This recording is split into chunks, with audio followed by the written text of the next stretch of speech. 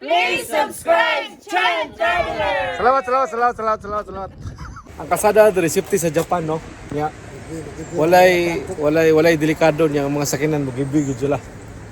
Priority ang bisikleta. Bisikleta. So kini atong helmet accessories ta gini siya sa tinuod lang. Disinti lang ba? Pero safety gyud diri kay na may kagulingon nga dalan. Kung sa Pilipinas kung magbuhat ang DPWH, nagyud siya pakapin nga para sabay kung sa tao yan, no?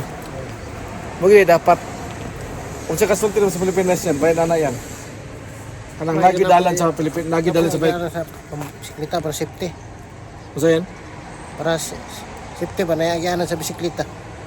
Oh, kung muato ka og tagom og magdom, nagyaganan og kuan nagbike dia. Kay pusok ang Canary Street. Oo. So mo na, no, ang padulong asa na padulong dito yan kato ganing bahaonon nga lugar yan sa Tagum. Subangan sana. Pagsubangan. Sabangan o diya sa pabuk Oh.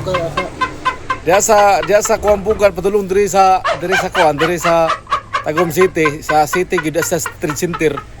Nindot og i-tiles na ang kuan diha, kaning i-tiles ang Pabuganon.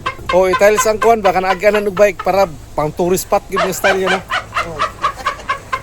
Diya sa street center mas nindot og i-tiles no yan. I-tiles ang Lazada. Kasi masugyot nimo. Diya sa import, wapo din pagupo ng agyanan sa bisikleta. Oo, tinod. Bike kay Padulong sa street center. mga bata. Oo. So ang bot pasabot ko yan diri kagikan sa Tagum ug padulong diri sa Apukon. Murag tiles. Pero safety gyud diri kay na may kagulingon nga dalan. Kung sa Pilipinas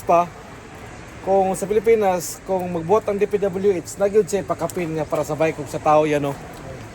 Mugay dapat kung siya kasulti naman sa Pilipinas yan, bayan na yan.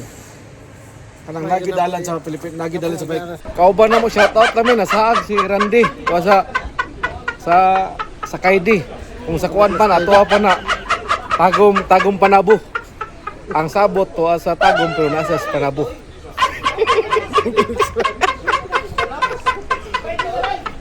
So wala ta kabalo, no, sa